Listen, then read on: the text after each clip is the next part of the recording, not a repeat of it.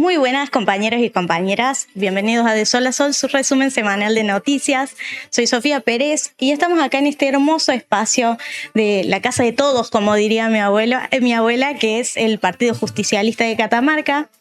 Gracias, esto atrás de cámaras, ¿no? A los compañeros y a las compañeras de la parte técnica y de toda la logística y organización que forman parte de este proyecto hermoso que es el PJ Streaming y que me acompañan el día de hoy.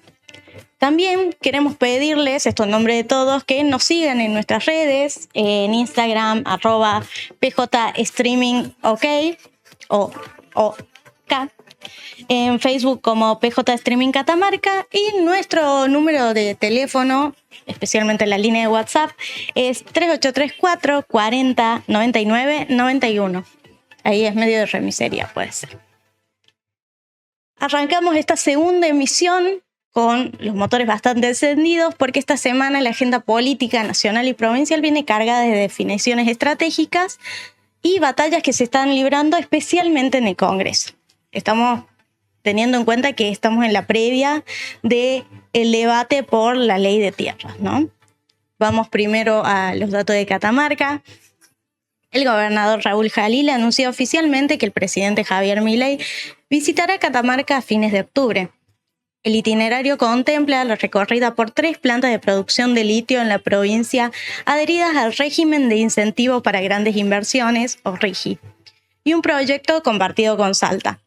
Además, antes de la llegada del presidente, la semana que viene estarán desembarcando en nuestra provincia el ministro de Economía Luis Toto Caputo y el diputado Diego Santilli. En el plano institucional y legislativo hay un hecho importante. El Ejecutivo Provincial y la Defensoría del Pueblo pusieron en marcha las reuniones y acuerdos de cooperación para crear el Mecanismo Provincial de Prevención de la Tortura. Este organismo tendrá la potestad legal de inspeccionar y supervisar de forma periódica comisarías, unidades penitenciarias y centros de salud mental, adecuando la legislación de Catamarca a los estándares internacionales de la Organización de las Naciones Unidas o ONU. Por último, en la agenda del sector de jubilados, hoy es martes, así que invitamos a todos los miércoles, en realidad, de jubilados autoconvocados de nuestra provincia, convocó a su 82 marcha de protesta para este miércoles 5 de agosto a las 10 de la mañana en la Plaza 25 de Mayo. La movilización exige recomposición salarial urgente frente a la inflación y una cobertura médica integral para los adultos mayores. Estas 82 marchas significan más de un año y medio ininterrumpidos de abuelos y abuelas marchando pese a las impericias del tiempo alrededor de nuestra plaza y pensando también la situación de la clase pasiva, que serían no los jubilados y jubiladas, es dramática. Entre la pérdida de poder adquisitivo y el recorte de la cobertura de medicamentos del PAMI y las obras sociales, la jubilación mínima que no se actualiza desde inicios de la asunción del gobierno de Milei y que ya no alcanza para cubrir la mitad de la canasta básica.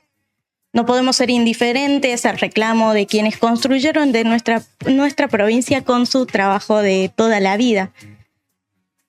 A nivel nacional tenemos el Gobierno Nacional, mediante el decreto publicado en el Boletín Oficial DNU 681 de 2026, modificó la Ley de Migraciones, o sea, la Ley 25.871. Esta primera ley, esto es un dato muy de la antropología social, esta primera ley es la Ley Avellaneda para la colonización y tiene que ver con medidas en el gobierno, en las primeras presidencias, ¿no? Medidas para poder no tan solo recibir migrantes, sino también asegurar techo y trabajo, tierra y trabajo. Estas leyes fueron muy importantes, sobre todo para fortalecer nuestras economías regionales y fortalecer también esto que se dice muchas veces y que lo decimos mucho en la historia, ¿no? El granero del mundo es básicamente esa ley.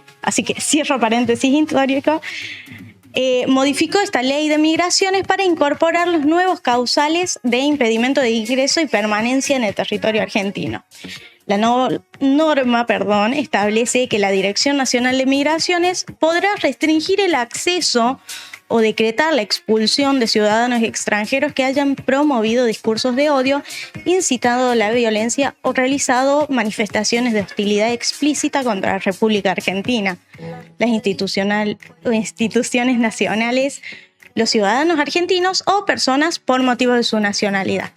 El punto más delicado de la medida no es la condena teórica a la violencia, sino quién y cómo se define qué constituye un discurso de odio o de incitación ante un país, especialmente. Al no requerir una condena judicial firme ni parámetros objetivos delimitados por la ley, no se puede medir hasta qué punto es delito y hasta qué punto no. La aplicación del decreto queda subordinada al criterio político del funcionario migratorio o del Ministerio de Seguridad de turno. Esto abre la puerta a listas negras, a deportaciones express o al rechazo de activistas, periodistas, académicos u opositores internacionales que critiquen la gestión del gobierno, especialmente la de Milei, ¿no? Teniendo en cuenta que la ley de migraciones, la más reciente que hay, es de la década ganada, como dirían los gorilas. Es una ley súper amplia que facilita un montón de trámites migratorios. Les prometo para la próxima traer más información al respecto. Es una ley que nace en 2011. Incluso reemplaza, entre muchas comillas, ¿no? Pero reemplaza lo que es la ley de migraciones de la última dictadura cívico-militar, que lo que estamos viendo en este DNU es que se utilizan las mismas pautas para esta restricción a nuestra patria. Además del atajo institucional de DNU, ¿no? El Ejecutivo vuelve a modificar una ley estructural mediante este recurso que tiene nuestra nación, que es el decreto de necesidad y urgencia, eludiendo la discusión en el Congreso de la Nación.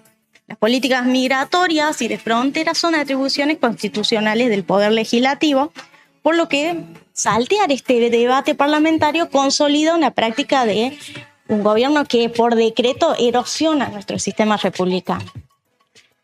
Resulta profundamente contradictorio, ¿no?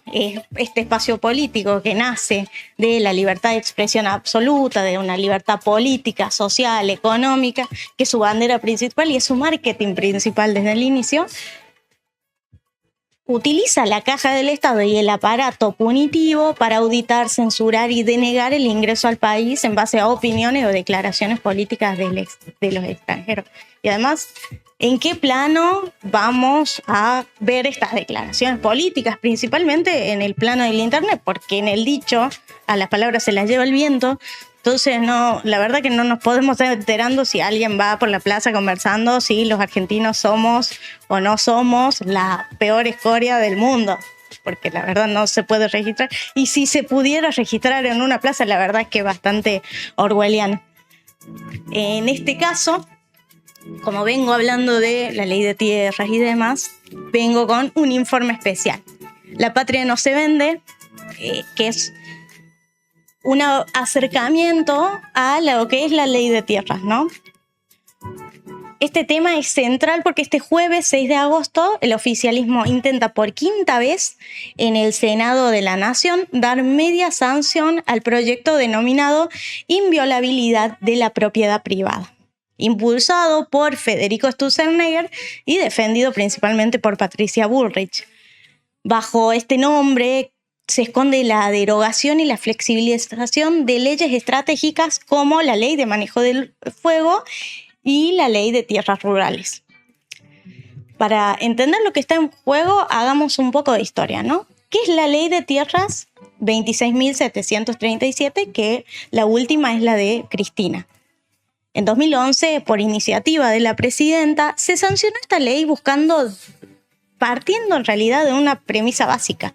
La tierra no es una mercancía más, es un bien común estratégico que está ligado al agua, a los alimentos, a los minerales y a la energía. Esta ley estableció límites muy claros. Hay un tope del 15% para la propiedad extranjera de tierras rurales en 3 niveles: nacional, provincial y departamental municipal. Además, que una misma nacionalidad no supere el 30% de ese 15%, y hay un límite de 1.000 hectáreas en la zona núcleo, que le va a llamar. Y la prohibición absoluta de vender a extranjeros tierras con fuentes de aguas permanentes, ríos, glaciares, acuíferos, o ubicadas en zonas de seguridad de la frontera. La realidad de la extranjerización es que, según los datos de CONICET y de la UBA, muy pateados además, hoy hay más de 13 millones de hectáreas en manos de extranjeras en Argentina. Es casi el 5% del territorio nacional, que es el equivalente a toda la superficie de Inglaterra. Inglaterra no, Reino Unido, que son diferentes, ¿no? Ninguna provincia supera ese 15% global, pero hay 36 departamentos en el país que ya tienen el tope excedido, y 5 de ellos superan el 50% de extranjerización, concentrados justamente donde está el agua, la cordillera minera, las fronteras y los salares del litio. Además, desmontamos un poco de las medidas del gobierno. La trampa del 25 provincial, que en las últimas horas los medios porteños titularon que el gobierno cedió y aceptó subir el tope de extranjerización al 25% por provincia, es una trampa monumental, compañeros. Como bien lo explicó la compañera Daniela Vilar, que además es ministra de Ambiente de la provincia de Buenos Aires, lo que el proyecto de Sturzenegger y Milei hace es eliminar el tope por departamento. ¿Y por qué es una trampa? Porque el litio, el agua dulce y los bosques no están repartidos parejito, fraccionados en toda una provincia. Están concentrados en departamentos específicos. Con este proyecto pueden extranjerizar el 100% del departamento Los Lagos en Neuquén, por ejemplo, donde está Villa La Angostura, sin llegar nunca a el 25% total de la provincia. Pasa lo mismo con el litio en nuestra provincia, Salta y Jujuy, en este triángulo de litio, ¿no? Los salares están en 2 o 3 departamentos, y sin el límite departamental, las corporaciones extranjeras pueden comprar departamentos enteros donde esté el litio y el agua, manteniéndose dentro de ese 25% provincial. A esto se le suma que el proyecto elimina la protección sobre los cuerpos de agua, habilita compras en zona de fronteras y deroga los límites de la ley del manejo del fuego impulsada por nuestro compañero Máximo Kirchner en 2020, permitiendo que las tierras incendiadas especulativamente se puedan vender de inmediato para negocios inmobiliarios o extractivos. Por eso, este 6 de agosto movilizamos a lo largo y a lo ancho del país, porque, como dijimos cuando nuestros jugadores mostraron la bandera de Malvinas, que las Malvinas son argentinas, pero el agua, la tierra y nuestros recursos también. Cerramos esto para seguir contándoles noticias, ¿no? Principalmente que el diputado Máximo Kirchner, que estuvimos hablando, presentó proyectos para ordenar de forma definitiva la relación de Argentina con el FMI y otros organismos financieros internacionales. Se busca que no haya más endeudamientos por decreto sin pasar por el Congreso Nacional. ¿Y qué plantea este proyecto de ley? El fin del endeudamiento por decreto. Esta iniciativa establece que de forma taxativa que ningún gobierno podrá endeudar al país o firmar acuerdos con el FMI mediante DNUs ni resoluciones ministeriales a espaldas del pueblo. Todo nuevo programa de endeudamiento, refinanciación o modificación de plazos y tasas con organismos internacionales requerirá indefectiblemente la aprobación previa de ambas cámaras de Congreso Nacional con una mayoría absoluta de sus miembros. Además, se exige que cada solicitud de crédito esté acompañada de un informe técnico detallado que especifique el destino de esos fondos, el plan de pago intergeneracional, esto pensando en la deuda de 100 años, ¿no? Y el impacto en las variables socioeconómicas, el empleo, la producción, la pobreza, y prohibiendo el uso de estos créditos para financiar la fuga de capitales, la bicicleta financiera y el gasto corriente. Para entender la urgencia de este proyecto hay que mirar la historia reciente. El antecedente es el que, ya les dije, la deuda de 100 años del FMI de 2018. Después de haber estado desendeudados, no nos podemos olvidar de esta estafa del crédito con el FMI y que es el endeudamiento más grande de la historia del organismo. O sea, se prestó menos plata para la guerra de Ucrania con Rusia que para nuestro país, y encima pensando que este endeudamiento era para pagar la campaña presidencial de Mauricio Macri.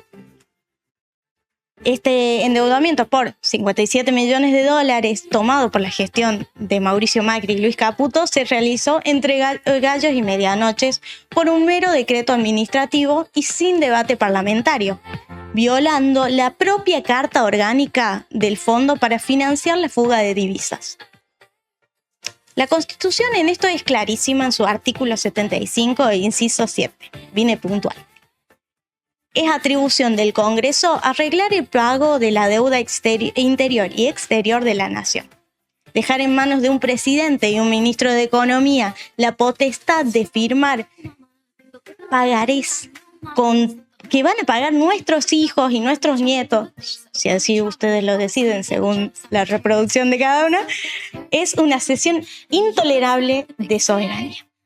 Y en este contexto de hoy, donde se busca cerrar nuevas salvajadas financieras o pedir ampliaciones de crédito para sostener el esquema cambiario, este proyecto pone un freno institucional imprescindible.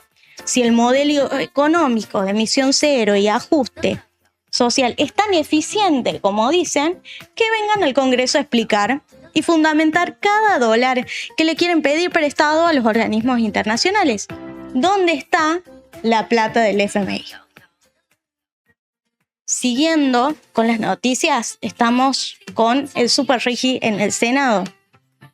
Y esto, atención compañeros y compañeras, porque entramos en un tema que marca de vuelta el rumbo económico de nuestro país y especialmente de las provincias que tienen una gran importancia económica, la minería como es la nuestra, ¿no? El próximo miércoles 15, el oficialismo intentará conseguir el dictamen de mayoría en la Comisión de Presupuesto y Hacienda del Senado para el proyecto denominado Super Rigi.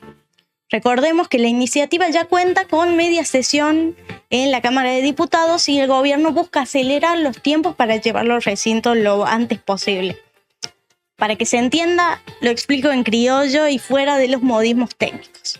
Si el Rigi original ya entregaba beneficios desmedidos, este Super Rigi profundiza aún más el esquema de exenciones impositivas cambiarias y aduaneras para grandes grupos transnacionales.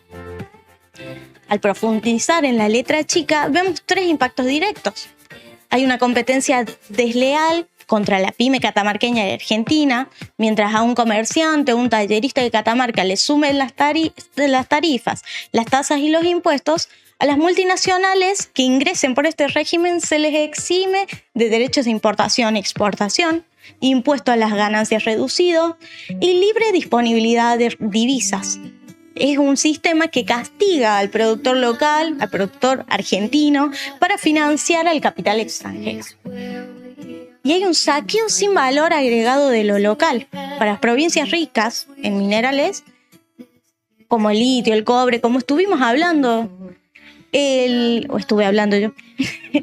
Super Rigi no exige encadenamiento productivo local, transferencia tecnológica ni obligación de abastecer el mercado interno. Es el modelo extractivista primario en su máxima expresión, llevarse la materia prima en bruto sin dejar desarrollo industrial ni infraestructura en el territorio. Esto genera un apriete del Senado y un blindaje a 30 años. Este va a buscar congelar las condiciones fiscales y regulatorias por 3 décadas. Esto significa que ningún gobierno futuro elegido democráticamente por el pueblo argentino podrá modificar estas reglas ni exigir mayores tributos o controles ambientales. Es un blindaje jurídico que limita severamente la soberanía nacional. Tenemos, como ustedes saben, afectadas de todas formas nuestra soberanía y nuestro territorio, como estuvimos hablando. Y en esto, bueno, más adelante yo presento una pequeña editorial porque estuvimos en el medio bastante desarrollo, entonces dije, bueno, no voy a cansar a los compañeros con una editorial tan larga, pero continuamos con el bloque internacional. Tenemos en este caso el país de Perú, que Keiko Fujimori asume el poder y la derecha regional muestra músculo, está fortalecida, ¿no? Asume formalmente como presidenta del país después de la tercera vez que se presenta. Entonces, después del acto de juramento, participaron referentes de la derecha regional, entre ellos el presidente Javier Milei, Rodrigo Paz de Bolivia, José Antonio Kast de Chile, Daniel Noboa de Ecuador, José Raúl Mulino de Panamá, Nasri Asfura de Honduras y Yamandu Orsi de Uruguay. Todos líderes de derecha, que la verdad que es un panorama desolador frente a la patria grande que supimos conseguir, ¿no? En su primer discurso, Fujimori anuncia que dará mayor poder a las Fuerzas Armadas para liderar operativos contra el crimen organizado. Una reforma del sistema carcelario, un incremento del 15% en el salario mínimo y el retorno al sistema parlamentario bicameral tras 30 años. Mientras tanto, en las afueras, organizaciones sociales se movilizaron en rechazo a su asunción. En paralelo, el Tribunal Constitucional anuló el proceso judicial contra el expresidente Ollanta Humala, ordenando su inmediata libertad. La foto de la asunción de Keiko Fujimori con la presencia de Milei y Kast deja en claro el reordenamiento de un eje conservador en Sudamérica. Una antipatria grande, ¿no? O la patria chica. Lo que Fujimori vende como mano dura y orden para combatir la delincuencia oculta en realidad la militarización de seguridad interior y el acuerdo con las viejas élites peruanas. Pero la respuesta no tarda en llegar. Las calles peruanas volvieron a llenarse de un pueblo trabajador, demostrando que la legitimidad del origen arranca seriamente cuestionada. Ten en cuenta que en el primer momento se declara un estado de sitio. ¿De qué democracia estamos hablando? En este caso nos toca a nuestro vecino Brasil, que el Partido de los Trabajadores, o PT, oficializó la candidatura presidencial de Luis Inácio Lula da Silva, que es la única esperanza que estamos teniendo en la región, tras los recientes ataques verbales de nuestro presidente.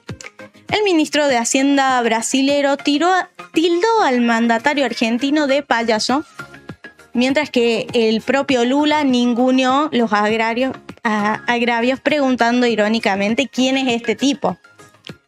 Por su parte, el presidente chino Xi Jinping ratificó su respaldo a la soberanía de Brasil, rechazando las injerencias externas.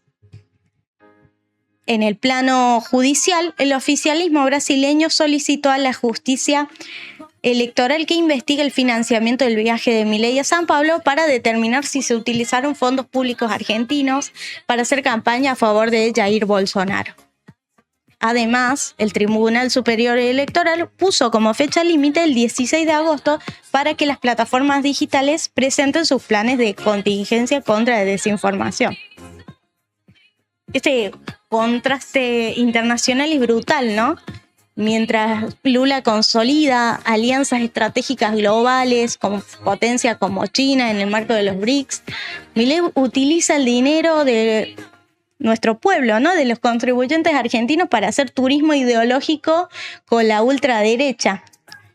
La investigación de la justicia electoral brasileña deja en evidencia la falta de rigor institucional de un gobierno argentino que mancea la diplomacia histórica y se compromete en relaciones comerciales nuestras relaciones comerciales con nuestro principal socio del Mercosur por puro capricho militante. Esto en Brasil es bastante seria la cuestión de que nosotros diríamos una veda electoral, ¿no? Pero es bastante más rigurosa, no bastante más seria, sino bastante más rigurosa porque, por ejemplo, en el tiempo en el que va Javier Milei a Brasil, no son los tiempos,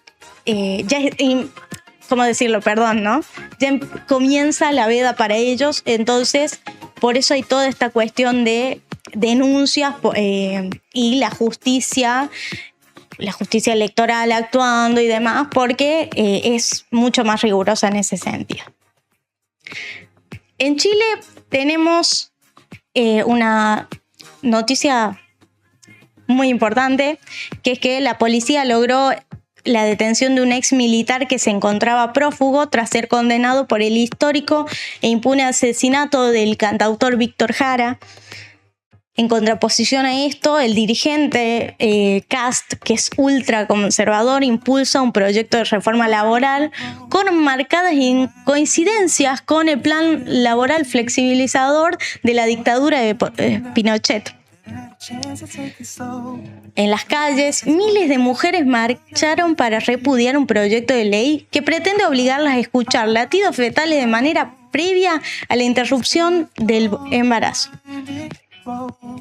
Y en Chile estamos viendo dos modelos de país en pugna constante, ¿no? Por un lado, el triunfo de la memoria, la justicia y especialmente la memoria histórica con la captura tardía pero necesaria del asesino de Víctor Jara. Esto es un intento de justicia divina, una justicia de Dios, ¿no?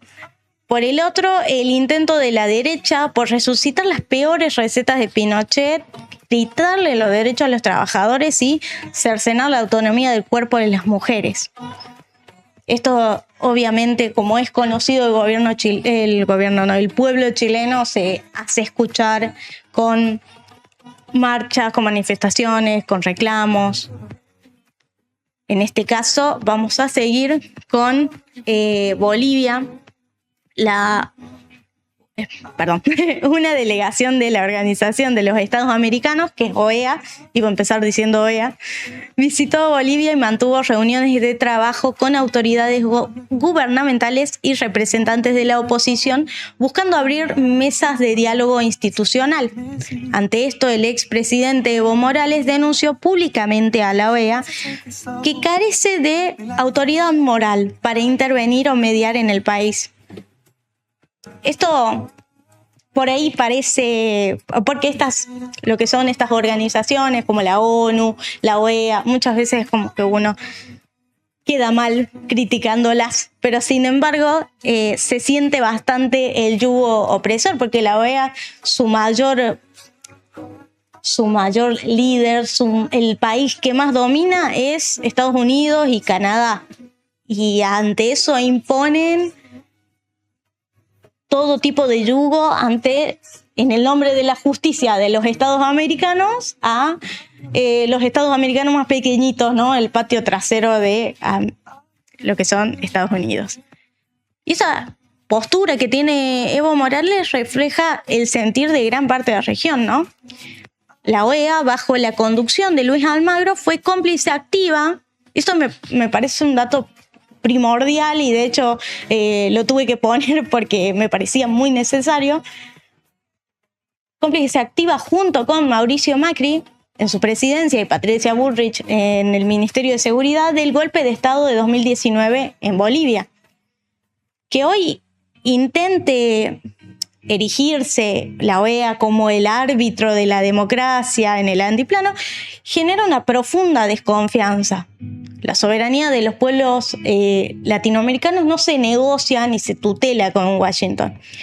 Y esto me parece primordial porque cuántas veces no estamos sintiendo, especialmente ante el avance de la derecha, este punitivismo de Estados Unidos, todo el tiempo mostrar su superioridad, ¿no?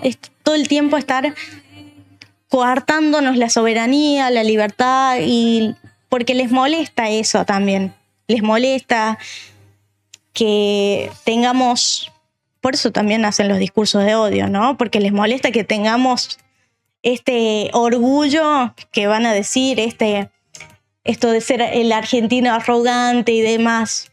El nacionalismo en América Latina es el nacionalismo de los padres de la patria.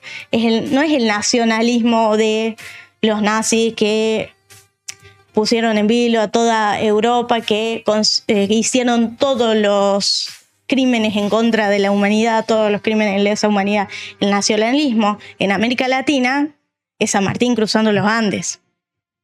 Es Rosas en la Vuelta de Obligado.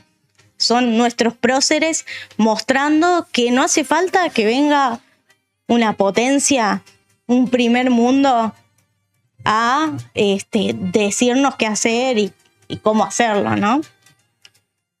Y ante esta previa, compañeros y compañeras, entramos en el mes de agosto, que no tan solo es el mes de los vientos en Catamarca, porque la verdad que es el 1 de agosto y ya se te vuelan las chapas, sino que también no es un mes cualquiera para nosotros. Es el mes en el que conmemoramos el paso a la inmortalidad de nuestro padre de la patria, que es el general José de San Martín. No me acuerdo en este momento cómo le decía Milei a José de San Martín. No me acuerdo. Sé que decía mal el nombre, pero no me acuerdo. Que no cruzó la cordillera ni liberó un continente para que Argentina fuera una colonia con bandera propia. Cruzó los Andes para darnos libertad, territorio y dignidad. Por eso, al arrancar este mes, la pregunta que nos tenemos que hacer desde la política y desde la militancia es una: ¿dónde está hoy la frontera que tenemos que defender? Así que esta editorial del día de hoy la podemos cantar por esa Argentina grande con que San Martín soñó.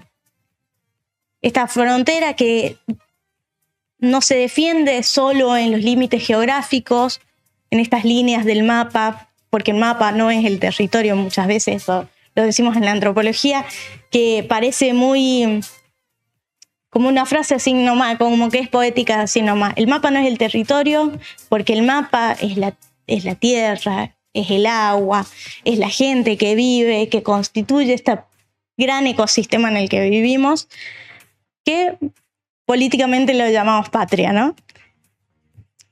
Esta frontera no se defiende solo en estos límites, sino que se defiende en el Congreso, en las leyes, en las calles, en los votos. Porque la soberanía no es un concepto abstracto para los libros de ciencias sociales y humanidades. La soberanía es la tierra que pisamos, es el agua que bebemos y la capacidad de decidir nuestro propio destino como pueblo. Cuando vemos al gobierno nacional intentar desmantelar la ley de tierras que nos dejó Cristina en 2011, cuando vemos que pretenden vendernos como una concesión, elevar al 25% el límite de extranjerización provincial, pero limitan el tope por departamento, nos están haciendo una trampa histórica. Nos quieren sacar los departamentos donde está el agua, donde están los glaciares, donde está nuestra amada cordillera, nuestra amada montaña, y esos salares de litio y esas minas de oro, y eso que es algo más que un número en una tabla. Sin límite departamental, las corporaciones extranjeras pueden comprar lugares enteros, paisajes enteros y convertirse en nuevos dueños de nuestros bienes comunes. Un país que entrega sus ríos, sus fronteras, sus hectáreas más fértiles en un país que es un país que renuncia a su soberanía territorial. Esa entrega no es aislada. Va de la mano con la pérdida de nuestra independencia económica, porque hace décadas que el Fondo Monetario Internacional actúa como un cogobierno, como nuestro tutor, como nuestro jefe. Cuando el FMI dicta la política tarifaria, cuando decide cuánto se invierte en salud, en educación, en las jubilaciones de nuestros abuelos, lo que se rompe de raíz es esa soberanía política. Ya no decide el pueblo argentino a través de las urnas, decide un grupo de tecnócratas en Washington, en Silicon Valley, a través de planillas de cálculo, a través de redes sociales, de algoritmos que todo el tiempo nos están alimentando y que en esto me parece necesario hacer un paréntesis porque todo consumo es político y todo algoritmo se puede educar. Por eso es tan fundamental este proyecto que presentó el compañero Máximo para prohibir que un presidente en soledad, por un simple decreto y encima escondidas, vuelva a endeudar a generaciones y generaciones de argentinos. Ningún gobierno puede empeñar el futuro de la patria sin pasar obligatoriamente por la representación popular del Congreso Nacional. Pero nos enseñó que un país solo es digno cuando conjuga la justicia social, la independencia económica y la soberanía política. Es por eso que hoy nos quieren convencer de que el único camino es el remate. Entregar las tierras con la desregulación, entregar los recursos, entregar la economía. Entonces nosotros decimos que no. La libertad de un pueblo no se mide por la libertad de mercado para vender la patria al mejor postor. Porque la libertad es la capacidad soberana de un pueblo de ser dueño de su suelo, de su trabajo y de su riqueza.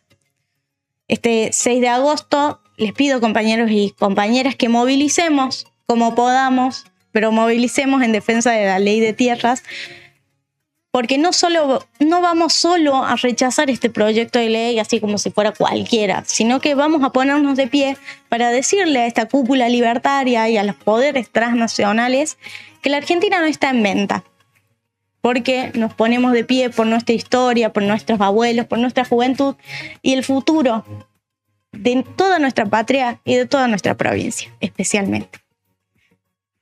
Nos ponemos de pie por esa patria justa, libre y soberana. Y como dice la marcha, por esa Argentina grande con la que San Martín soñó. Y compañeros, además, los quiero invitar, porque me había olvidado, al homenaje a Octavio Gutiérrez el sábado 8 de agosto a las 10 de la mañana en el Cementerio Municipal de Aconquija y a las 11, seguido de esto, en Finca La Victoria, Aconquija, va a ser el encuentro de dirigentes de Andalgalá. Gracias. You think I had it all right.